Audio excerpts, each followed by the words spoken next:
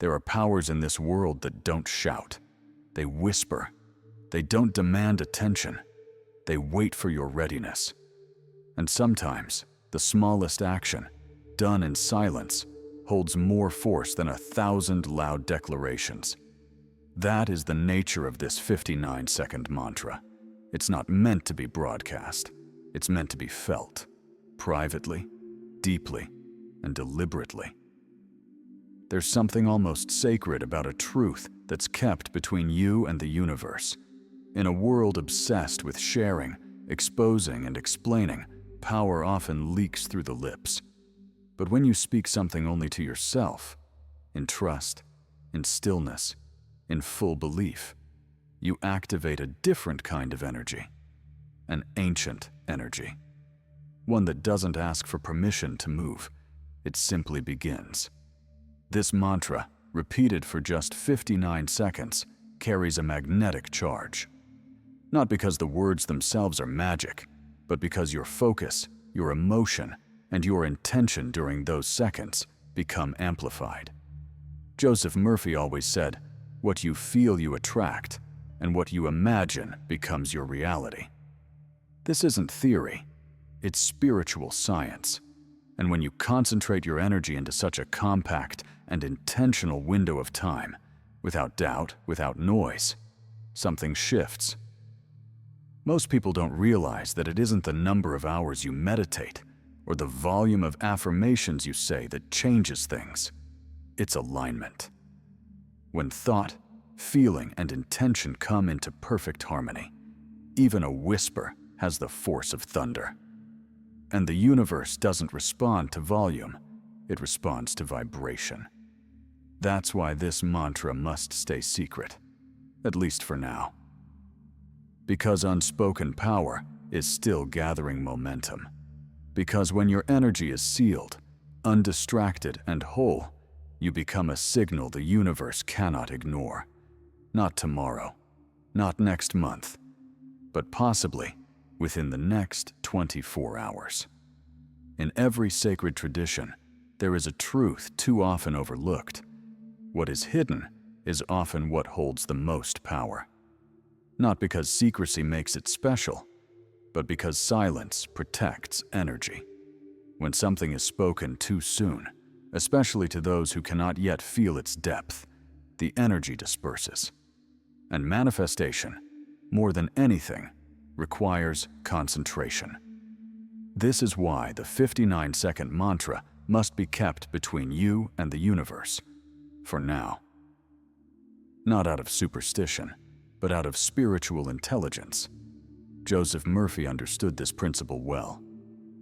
He taught that the subconscious mind is shaped not by what is loudly declared in public, but by what is consistently affirmed in private when no one else is watching. That is where true belief is born. Every time you share your intention with someone who doubts, who questions, who does not carry the same frequency, a small crack forms in your vibration. Not because their doubt is more powerful than your belief, but because your energy shifts to defend it. And defense is a different vibration than receiving. Defense delays. Secrecy preserves. There is a reason why the ancient mystics, prophets, and sages practiced in silence. They knew that energy held in stillness becomes pressure, and pressure becomes power. When you repeat the mantra in solitude, without explaining, without justifying, without needing approval, you are telling the universe, "I trust this process fully." And that level of trust accelerates results. Think of a seed. It does not grow when exposed. It grows underground, hidden, nourished, undisturbed. Your mantra is that seed. And the first 24 hours after planting it are sacred. During this time, you are not watching for results. You are anchoring your vibration. You are holding the alignment. You are creating a field strong enough to receive the very thing you've asked for. So say the mantra, feel it, own it, but do not speak of it. Let your silence be your strength. Let your alignment be your answer. And soon enough, your results will speak louder than any explanation ever could. Long before neuroscience popularized the power of repetition, Joseph Murphy was already teaching what mystics and prophets had long practiced. The subconscious mind responds to suggestion, especially when it is repeated with emotion and belief. But he went further. He taught that the words you say in solitude, with unwavering certainty, do not vanish into the air. They become instructions imprinted onto the very fabric of your reality. Murphy believed that every thought is a seed, every word is a signal, and every act of focused repetition is a conversation with the deeper mind that shapes our experiences. This is why a 59-second mantra, spoken with full emotional involvement, is more than enough to spark real transformation. Not because the time is long, but because the energy is precise. The key to manifestation is not complexity, it's clarity. When your message to the universe is simple, consistent, and aligned with strong inner feeling, it is heard. Murphy taught that your subconscious doesn't argue, it doesn't analyze, it simply accepts what is consistently impressed upon it, especially when those impressions come wrapped in faith, gratitude, and vivid emotional energy. This is where most people fail. They repeat affirmations, but with doubt. They speak mantras, but without heart. They go through the motions, but without belief. And the subconscious does not respond to empty sound. It responds to vibration. Repetition without emotion is noise. But repetition with conviction? That's how you change the inner blueprint that governs everything you receive. The 59-second practice works because it compresses intensity. It becomes a short, sacred window where all of you, body, mind, spirit, becomes focused in one direction. And when you return to this moment daily, you are building more than habit. You are building energetic mass. You are feeding the roots of a new reality until they grow strong enough to break through the surface. Murphy didn't just believe in prayer. He believed in strategic, emotionally charged repetition. Not for hours, not with struggle, just with sincerity. That is why this method works. Not because of superstition, but because of law, universal law. And the law always responds to those who align. In a world that glorifies hustle and endurance, it's easy to believe that more time equals more power. But energy doesn't work that way. The universe doesn't respond to effort alone. It responds to alignment. And alignment, when it's real, doesn't take long. It takes depth. That's why 59 seconds, when filled with focused intention and elevated emotion, can do more than hours of distracted activity. Joseph Murphy spoke often about the power of concentrated belief. He compared it to ignition. You don't need the engine running all day.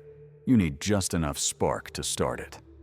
Once your subconscious receives a message with emotional clarity, it begins to organize your reality to reflect that message. But the key is not repetition for repetition's sake. It's the charged moment when mind and feeling meet. This is where the power of 59 seconds becomes clear. It's not the duration, it's the intensity of alignment. When you speak a mantra, not casually, but as if your life depends on it, as if the words you're saying are already true, you enter a vibrational field that is magnetic. That field doesn't ask for time. It asks for presence. Consider the energy of a plane at takeoff. It doesn't stay in maximum thrust forever. It just needs one powerful burst to break gravity. Once in flight, the energy required decreases. This is how manifestation works. The initial concentrated emotion lifts the weight of resistance, and then the flow takes over. This short daily ritual is your takeoff. It cuts through mental noise. It overrides the stories of lack. And in less than a minute, it plants a seed in the subconscious that continues growing long after the words are spoken. Not because of time spent, but because of alignment achieved. You don't need hours to change your life. You need a few seconds of total coherence between your words, your heart, and your belief. That's the secret. That's the reason people report shifts within 24 hours. Not because the mantra is long, but because it's sharp, focused, and vibrationally accurate. It fits the frequency of what they want, like a key slipping into the right lock. And once that lock opens, reality begins to rearrange itself. Most people treat mantras like magic spells. Repeat the words, expect a result. But real transformation doesn't come from sound alone. It comes from resonance. And your body is not just the instrument through which you speak. It's the antenna that transmits the signal. If your body is tense, distracted, or misaligned, even the most powerful words fall flat. But when your body is open, calm, and consciously tuned, your mantra becomes a broadcast. Joseph Murphy taught that your state of receptivity matters just as much as your words. That's why preparation is not optional. It's sacred. Before you speak the mantra, you must prepare your physical vessel, not out of ritual, but out of respect for the energy you are about to activate. You are not repeating a phrase. You are aligning your entire system with a higher frequency. That requires presence. Begin with stillness. Silence the noise around you and within you. Choose a space where the energy feels clean, undisturbed. Sit or lie down with intention, not laziness. Your posture is your declaration. Then breathe, not to relax, but to reset. Inhale deeply, imagining golden light entering your lungs, your bloodstream, your energy field. Exhale slowly, releasing every weight, every doubt, every stale thought still clinging to your aura. Now scan your body. From toes to crown, consciously drop tension. Unclench your jaw. Loosen your shoulders. Open your chest. Let your hands rest gently. With each release, you signal to your subconscious, I am safe. I am open. I am ready. This physical alignment opens energetic channels. It tells your internal antenna to tune in, not to fear, not to chaos, but to abundance, clarity, and purpose. When you finally speak the mantra from this place, you're not reciting. You're transmitting. You become the vibration. You don't just say, I am worthy. Your breath, your posture, your stillness all begin to radiate that worthiness. And the universe, ever responsive, listens not just to your words, but to the energy beneath them.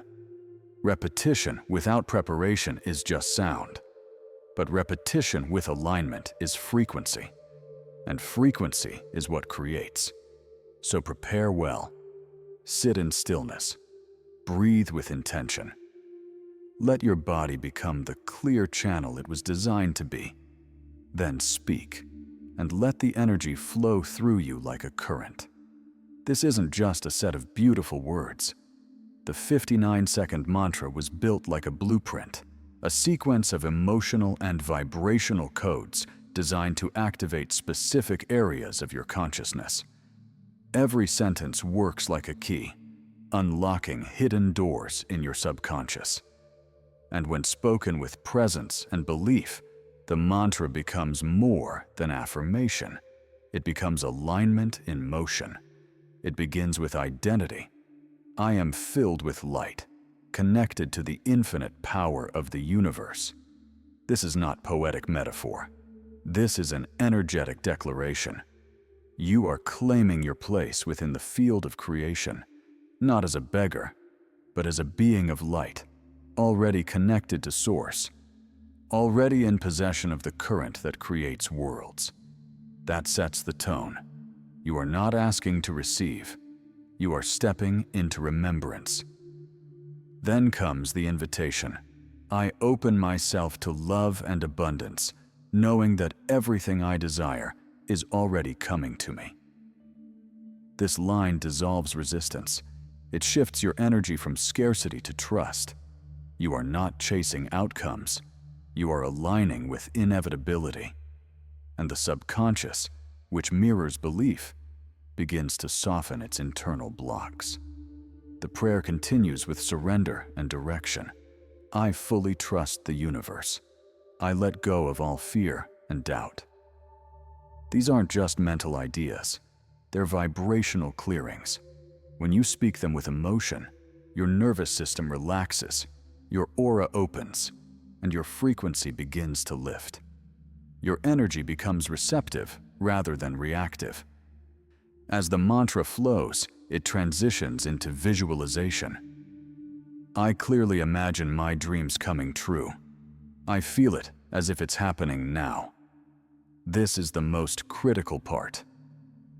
Joseph Murphy emphasized that the subconscious responds to feeling, not logic.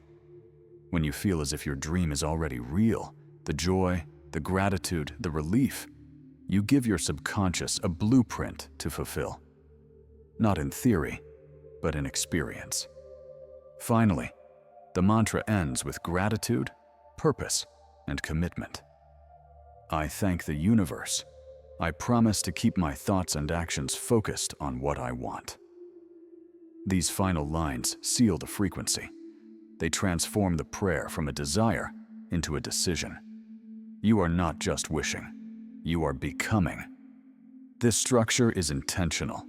It moves you through stages: identity, opening, clearing, visualization, gratitude, creating a complete vibrational alignment.